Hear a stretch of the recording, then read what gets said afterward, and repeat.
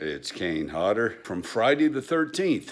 You are listening to 13 Days of Friday on Rock Video Rental.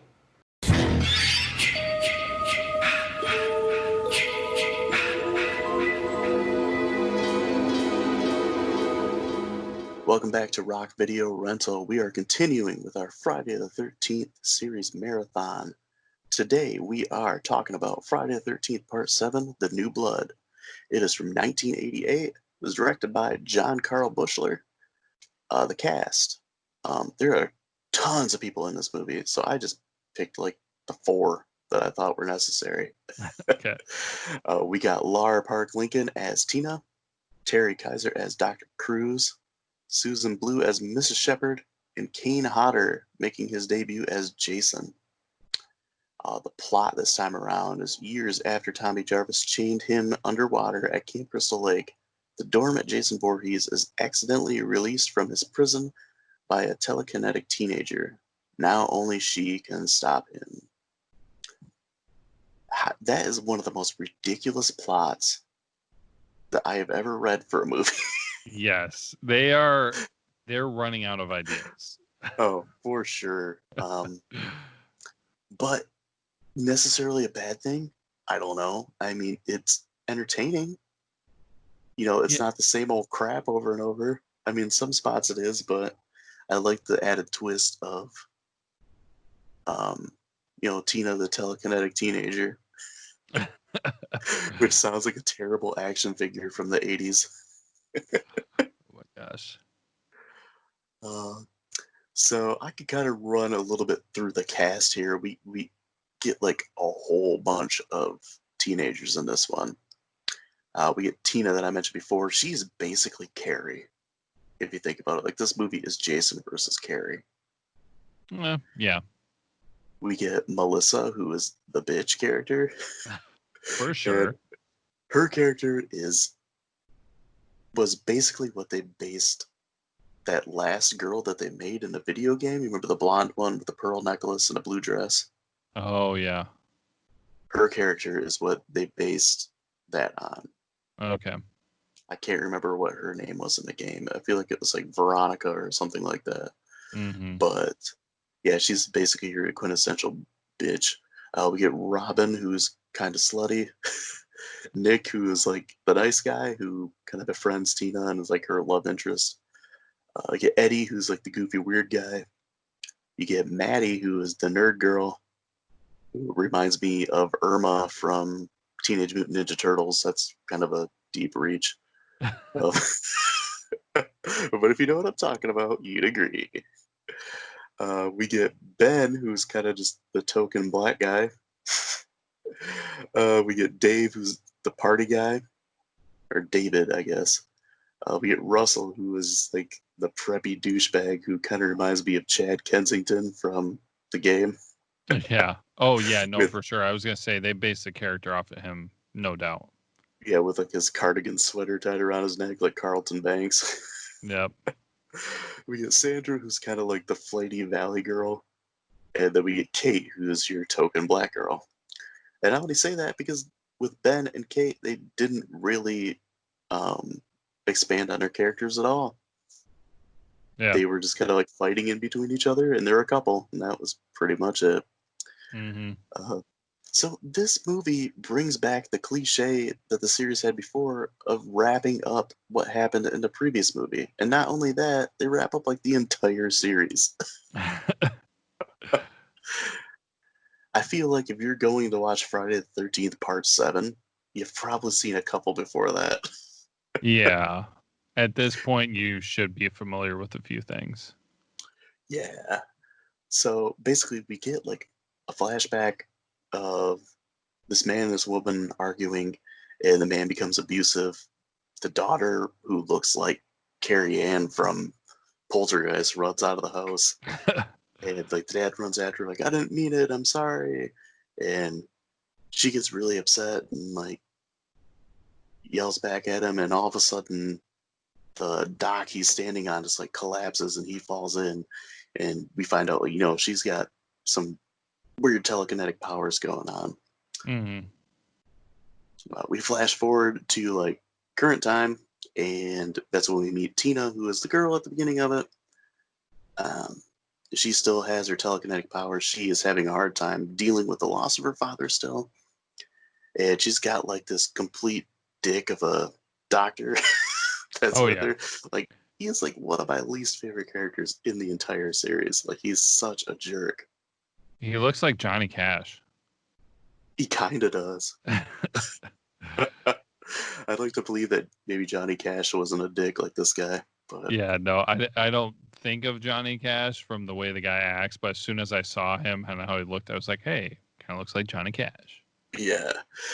So it's like his idea to take Tina and her mom to like this cabin out on a lake that she went to as a kid to try to like help her get over, the loss of her father, because she blames herself for killing him, which I mean, honestly, she kind of did.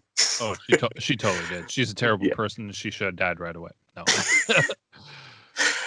But yeah, so at the same time, there's like a cabin next door that's full of college students or teenagers or something. I like to say they're college students because they're all like in their late 20s, Yeah, if they were which going is for high typical. school, they did not look like high school. No, not at all. Um, so again, Tina gets upset. She walks out to the lake and she starts thinking of her dad, and her telekinetic powers start going crazy, and she inadvertently raises Jason from the bottom of the lake where he was chained and forgotten about. Where he was just chilling. Yeah, he's just like, someday some girl with telekinetic powers is going to rise me from this lake. And that day was now. But I always thought it was weird because she raises him out of the lake. She sees him. He looks at her. She collapses on the dock. And Jason doesn't kill her. Exactly. Jason kills everything in this site, especially in this one, which Actually, is kind of, huh? I was gonna say, actually, the weirdest thing though is, and I don't know if you're gonna get to this in just a second, but so he's at the lake. He just got, I don't know, brought back from the dead, however you want to say it, at the lake where there's probably like what, close to 20 people he could kill, at least a dozen people he could kill, but instead, one of the next scenes is a car breaks down and they're walking and it says they're 5 miles away from the lake. And that's where Jason goes. Jason's just like, I'm going to go 5 miles away to start my killing instead of just starting right here where everybody is. You don't know how Jason is. Maybe he was just taking a soul-searching walk to dust in the wind or something. Staring off in the distance, thinking about his existence. Nice. Yeah, so quickly Jason starts piling up bodies, and he makes his way to those cabins, starts making work of all them too. And then it leads to like the final face-off with Tina and Jason. And it's one of my favorite like final face-offs just because of like the crazy stuff that happens. Like, she can move things with her mind. She moves like the TV and slams on his head. Makes him fall through the floor, shoots nails at him, sets him on fire. Like, Jason gets jacked up in this movie. Yeah. There's a lot of like really cool stuff in it for the final part, which has always been one of my favorite final endings, but the movie is not one of the best ones, I'd say. It's at this point, it's getting like tired, kind of cliche. Yeah. That's why I say like the idea of having Tina is great, but I feel like they could have done more with it where it wasn't like so formulaic as the other ones. Yeah, And, the cool thing, well, and the thing I agree with you where the at the ending and everything was entertaining because they kind of had oh man, what's the word I'm looking for? Like an open script. They had endless possibilities because of using her with the telekinetic powers. So they capitalized on that, and it did what it needed to. It definitely added an entertainment factor. So yeah, I mean, once you have a movie that has an undead serial killer wearing a hockey mask, and a girl with telekinetic powers. She can pretty much throw anything in there Yeah. by that point. And I feel like they kind of left a little more to the imagination and like kept like left me wanting more, I guess. Mm-hmm. But I would say the kills are plentiful in this movie. There's 16 of them. Uh, so if you count the dad at the beginning drowning in the lake, there's 16. He's the first to go. The next one is character of Jane. She gets a tent spike to the neck and then she's impaled on a tree. Her boyfriend Michael, he gets a tent spike thrown into his back. The next one to go is Dan. Jason just like punches right through his chest and like breaks his neck. That one's pretty awesome. That kind of gives you like the idea that okay, Jason now has like superhuman strength, which was kind of touched on a little bit in like the sixth one, but this one is like full force. Yeah. So Judy is slammed against a tree in a sleeping bag. I'll get more to that one when I get to the trivia because it's really great, but it could have been better, and I'll explain why. Okay, interesting. So the character Russell, he gets an axe to the face. Sandra gets pulled underwater and drowned. The nerd Maddie gets a scythe to the neck. Ben gets his head crushed. Kate gets a party horn to the eye. That was intense. Yeah, that's funny, kind of. David gets a butcher knife in his stomach, and then he's decapitated off screen. Eddie gets his throat sliced with a machete. Robin gets thrown through a window. Mrs. Shepherd gets stabbed in the back with a brush hook. Dr. Cruz finally gets his, and he gets a tree trimming saw to the stomach. And then Melissa gets an axe to the face, and then she gets thrown over the TV. Which that is one of the better ones too, because she's like, Nick and Tina are like, we have to stick together, and she's like, pretty much like, heck with you guys, I'm leaving. And then she opens the door, and Jason's standing right there and just buries an axe into her face. I was really throws her aside like she's a sack of potatoes.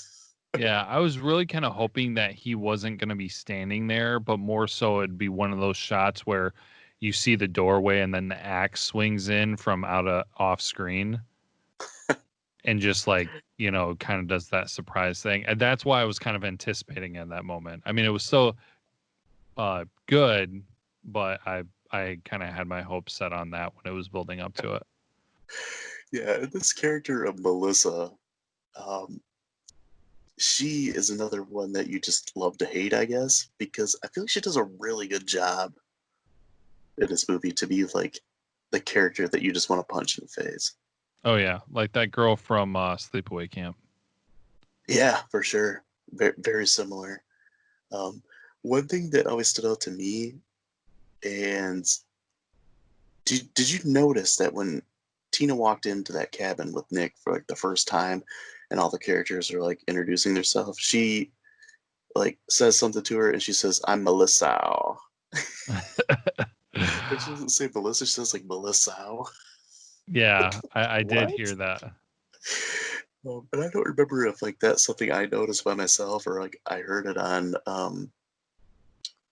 Cinemassacre or something like that, because they reviewed the entire series as like short videos. Mm-hmm. But yeah, it's something that really stood out to me this time, at least. Yeah, I guess I can get into trivia. So I mentioned with the sleeping bag kill, this movie was submitted to the MPAA 9 times to avoid an X rating. Oh gosh. And it was the most heavily censored entry in the series. So a lot of the kills are like really like dialed back. The sleeping bag kill is one of them. So Jason originally grabs her in a sleeping bag and slams her up against a tree like 5 times, and then throws her aside. And they cut it down to once. Really? Huh. Yeah. Which they kind of made up for it in Jason X. So like, you remember the scene in Jason X where there's like the hologram thing they're doing? A Like at little Crystal bit. Lake. and there's like these two girls, and Jason like grabs them and throws the one girl down in a sleeping bag, and then grabs the other one in a sleeping bag and beats her up against her. Oh yeah. Yeah, that was kind of them like making up for it. But another scene that was really heavily cut is when the doctor gets killed um, with the saw thing. Like originally, you could see the saw just like ripping into his stomach, like while he screams, and then like it wasn't like an instant death. Like they Mhm. really made like him kind of suffer because he's the biggest like jerk of the movie. Oh, for Usually sure. those characters get their like the most comeuppance. Yeah. But yeah, so like all the original shots of that are a lot of them were like thrown aside and they don't have them, and other ones are just like super bad quality. Hmm. So like on the DVD they have the deleted scenes, so you can see that stuff. It's just not the best quality. Interesting. So this movie was originally intended to bring Jason and Freddy Krueger together on screen, and Paramount and New Line Cinemas they couldn't agree on how they were going to do it and how like the money was going to go and everything. So that idea was scrapped, and that's when they came up with the character of like Tina. Interesting. Yeah, and she was like originally created to like be a recurring character in the sequels, kind of like with Tommy Jarvis. But this movie didn't do as well as they really wanted it to, so that idea was kind of scrapped, which is kind of sad because you know I don't know. This movie always kind of stands out to me because of that. Yeah. It would have been nice to see, especially with what we got after this, which is Jason Takes Manhattan. Hmm. It would have been interesting to see if they would have went on with the Tina character. Yeah, I could see that. It does seem kind of odd to me now. I mean, I know there are more movies to come, but we've talked about it enough that this is the only movie with her that is, I don't know, it makes it odd. Yeah, and that's why it was called The New Blood, because that was like they're trying to kind of almost reboot the series, I guess. Yeah. Um, yeah, and I mean, to say that it didn't do as well as they thought it was going to, it is another one of them that didn't break 20 million. All the other ones did, except for Part 6 and Part 7. This one, it cost 2.8 million and it made 19.1. So, I mean, it was still really profitable. Oh yeah. It just didn't do as well as the others. Hmm. And so, a recurring thing that I told you with this series is that the timeline is completely jacked up in these movies. So this movie takes place early, when they show Tina as a kid. That was October 13th, 1991. Mm-hmm. So the rest of the movie takes place in September of 2001. And this movie was made in 1988. Wow. Based on how all the other movies have gone, like, 5 years later, 2 years later, next day. Yeah, this one is in 2001, which is crazy to think about. Now, oh man. So I can't remember. Was Jason already in the lake when her dad died? Um, I'm not sure if that was ever really like mentioned. Because I'm not sure how that I lines would up with the ass- I would timeline. assume that probably is how it is. Because you didn't even talk about the most infamous, well, not the most infamous, but one of the most infamous parts on how Yeah, Jason I got taken was. out. Yeah, I was getting to that. I was gonna save that for the end because it's so ridiculous. So I mentioned like the ending and how great like the final fight is between Jason and Tina, and like Jason kind of finally meets his match Hmm. just because of the stuff that she can do. Um, Yeah, and he actually like it was cool too because he was actually I wouldn't say scared, but he was hesitant in what he was doing because she was so powerful. So that was kind of a cool and interesting factor. yeah, I always appreciated that too. And I have to mention too, like not just with Tina, but Kane Hodder as Jason played him in a much different way than a lot of the other guys did.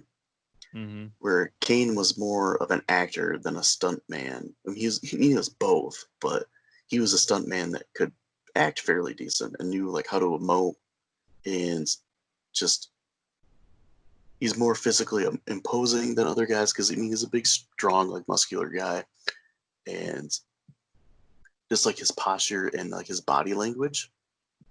I Uh-huh. mean, and like just Kane Hodder Jason always seems like he's just pissed off all the time.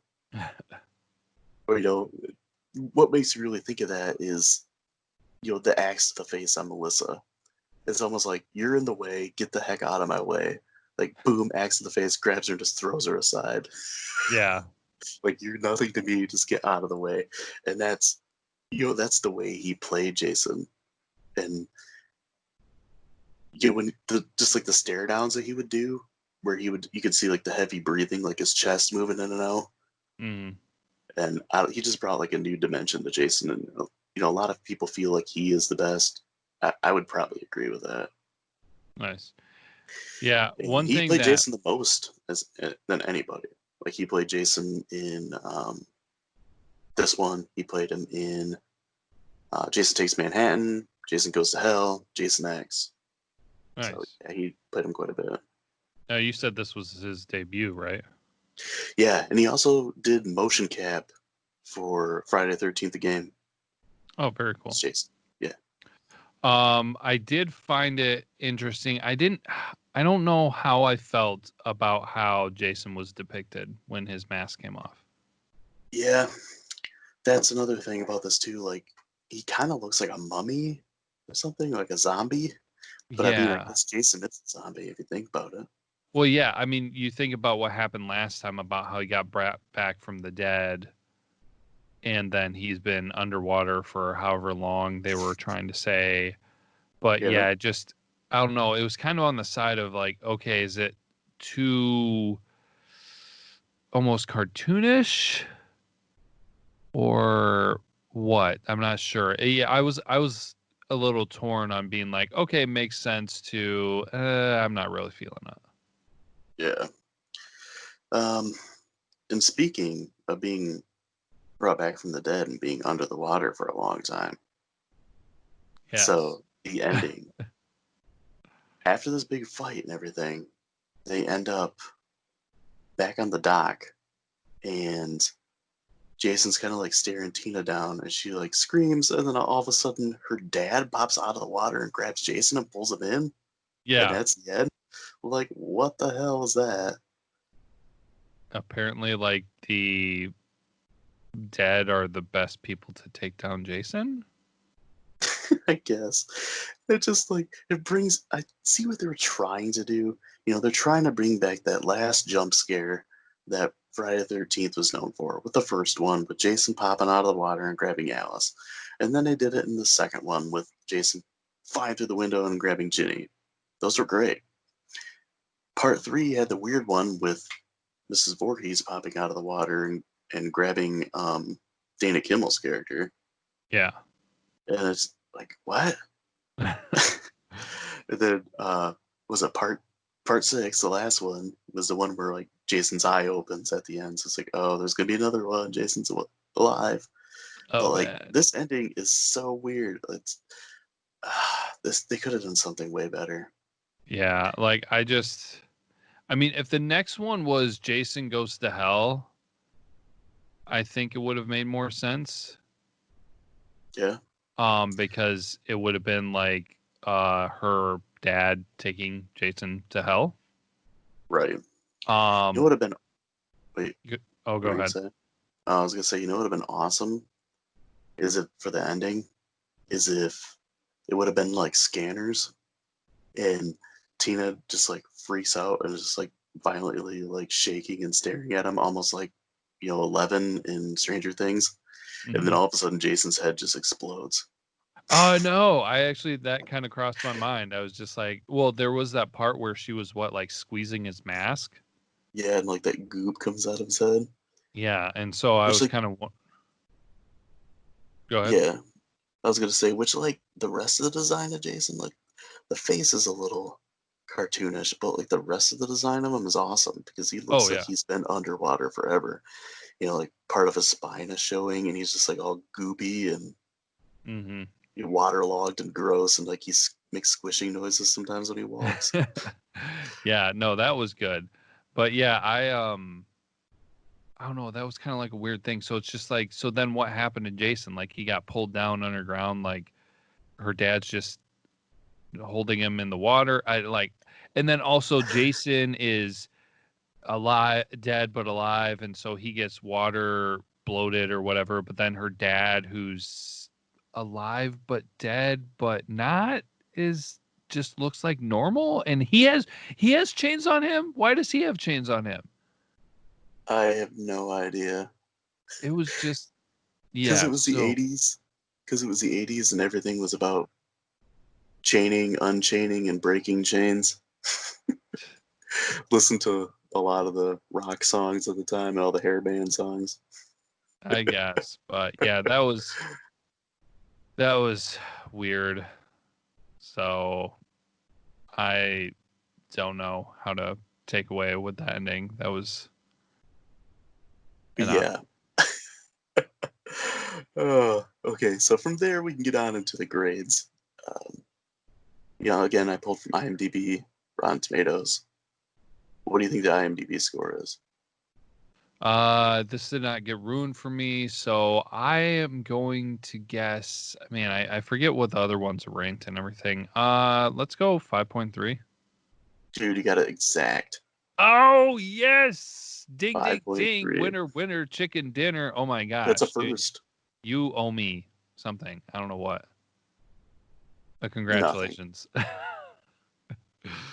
Your thumbs up acceptance. emoji. All I want is your acceptance. No, I'm just A thumbs up emoji. kidding. That's what you get. So Rotten Tomatoes, there's a critic and an audience score. What do you think those are? Man, gosh, if I could get either one of these, I would be shocked. Critic, let's go with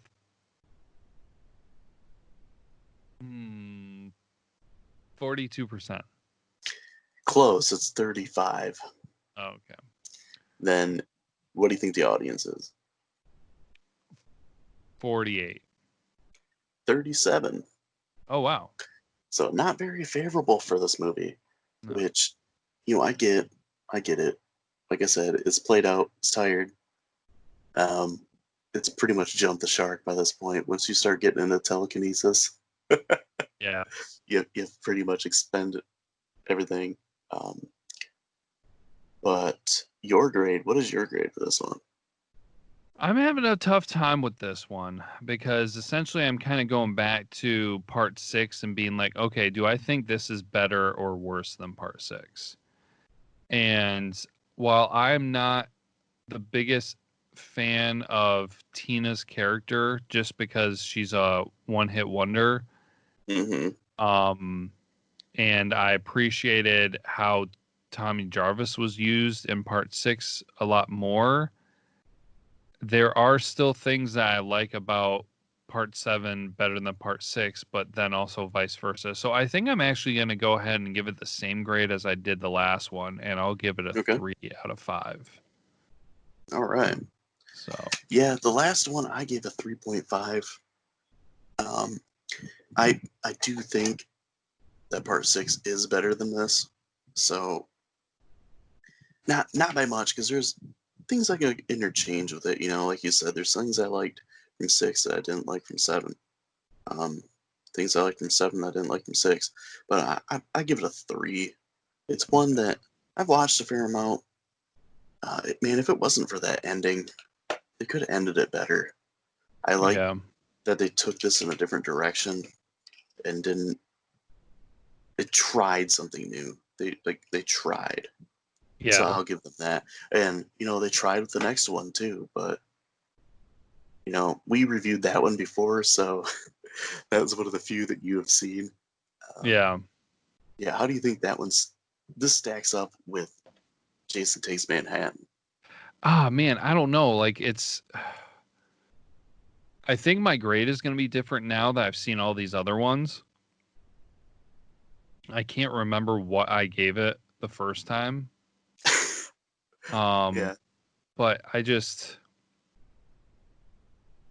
know. And I know, I mean, considering it's a lot easier for me to grade these right after I've seen them, because I Mhm. usually watch these the night before we record, so that's fresh in my memory.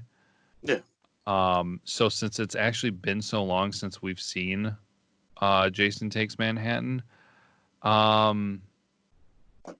don't know. I feel like this is going to be kind of in the same wheelhouse. Like I'll probably get refreshed on it and either wind up giving it like a 0.5 less or a 0.5 more, from what I can remember, because there were some weird things, and then they tried adding some, comedy elements where it's just like, I get it kind of, but at the same time, when I think of the Friday the 13th series and my limited knowledge from it, I always thought the serious, slasher.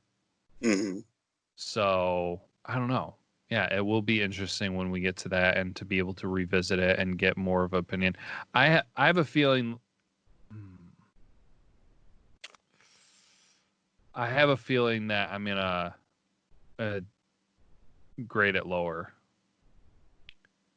So I mean, like from an entertainment standpoint and everything, it's fun, and I would say I enjoy that one more than some of the other ones.